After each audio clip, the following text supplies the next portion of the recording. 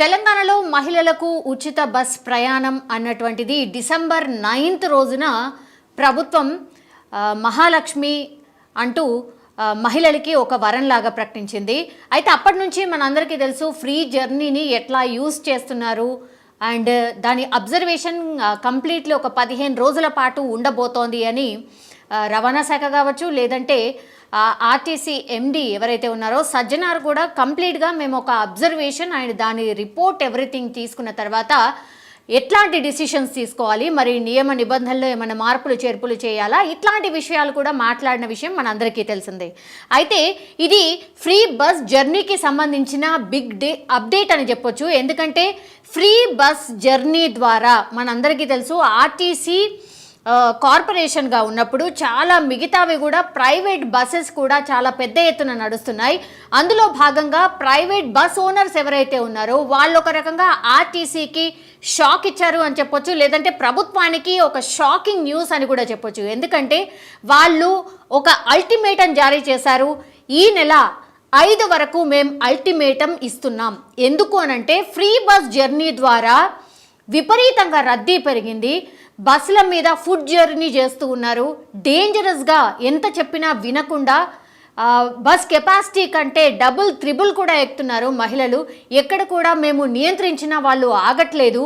మా బస్సులు కేవలం 15 రోజులైంది ఈ స్కీమ్ ఇంప్లిమెంట్ చేసి, కానీ మా బస్సుల పరిస్థితి చాలా దారుణంగా తయారైపోయింది. మాకు ఇస్తున్నటువంటి పేమెంట్స్ అలాగే ఉన్నాయి, కానీ ఇట్లా ఫ్రీ బస్ జర్నీ తర్వాత కంప్లీట్గా ఆ రష్ అంతా పెరిగింది. డబుల్ త్రిబుల్ కెపాసిటీతోని బస్ అంతా ఫుల్ అయి వెళ్తోంది. అండ్ ఎవరినన్నా ఎక్కద్దు ఆర్ మీరు నెక్స్ట్ బస్లో రండి అంటే వినే పరిస్థితి కూడా లేదు.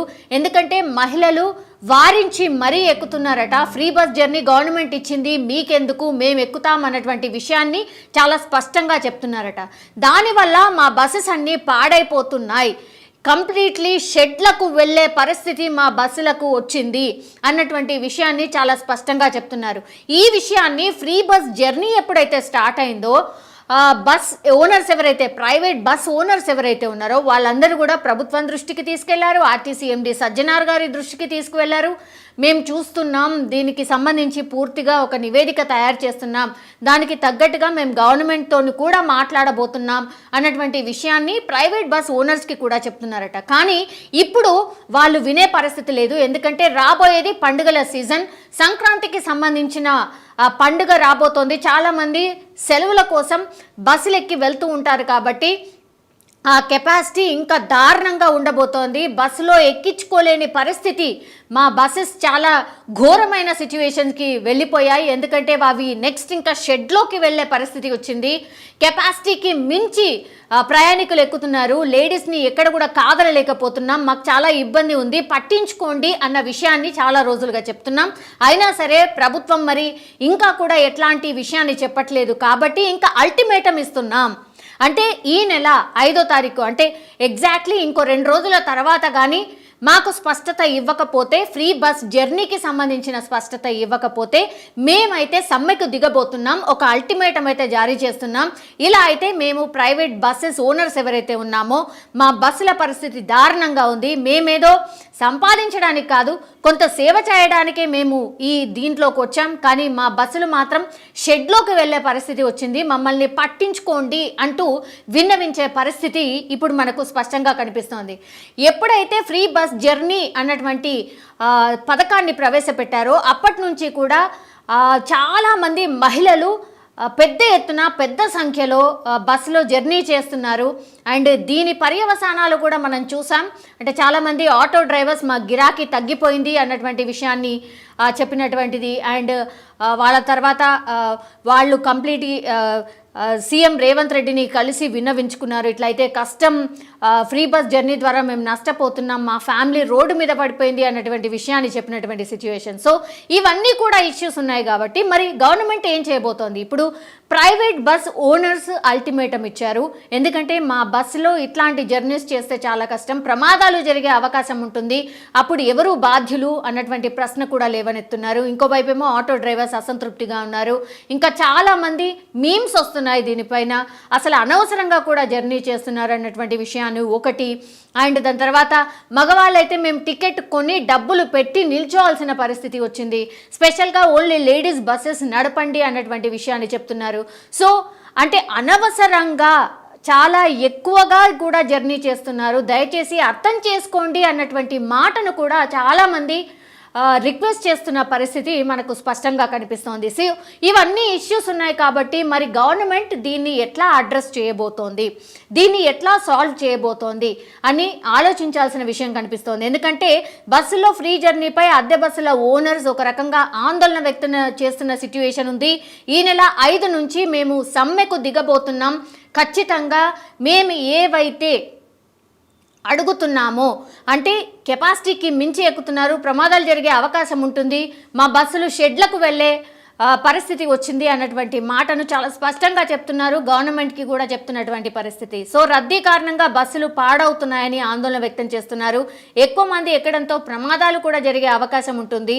ఉచిత బస్సు స్కీమ్ విషయంలో నిర్ణయం తీసుకోవాలి. అంటే ఈ ఉచిత బస్సు జర్నీ ఏదైతే ఉందో మరి ఆర్టీసీ ఓన్లీ ఆర్టీసీకి సంబంధించిన బస్సెస్కి మాత్రమే వర్తింపజేయబోతున్నారా, ఈ ప్రైవేట్ బస్సులకు ఉండదని చెప్పబోతున్నారా, మరి దీనికి సొల్యూషన్ ఏంటి అనేది ఆలోచించాలి అని రిక్వెస్ట్ చేస్తూ ఉన్నారు.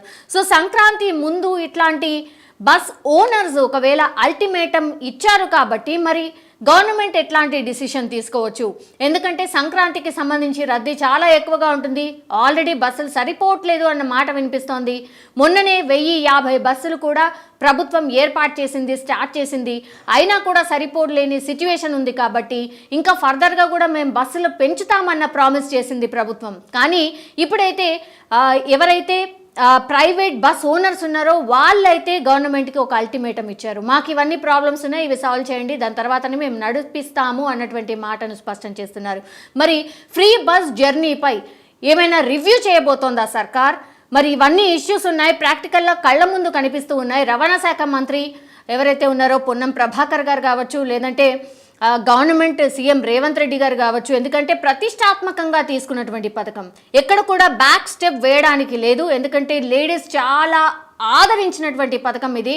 ఇంకా 6 ప్రామిసెస్కి సంబంధించిన అప్లికేషన్స్ ఒకవైపు తీసుకుంటూనే ఉన్నారు. ఆదిలోనే హంసపాదం లాగా డెఫినెట్లీ గవర్నమెంట్ అయితే చూడదు, పట్టించుకోకుండా ఉండకుండానైతే ఉండదు డెఫినెట్లీ. ఎందుకంటే అంత పెద్ద ఎత్తున ఆదరణ లభించింది లేడీస్ నుంచి, గవర్నమెంట్కి మంచి పేరు కూడా వచ్చింది. కాబట్టి ఈ పథకం నుంచి వెనక వెళ్ళే ఛాన్సెస్ ఎట్టి పరిస్థితుల్లో లేవు.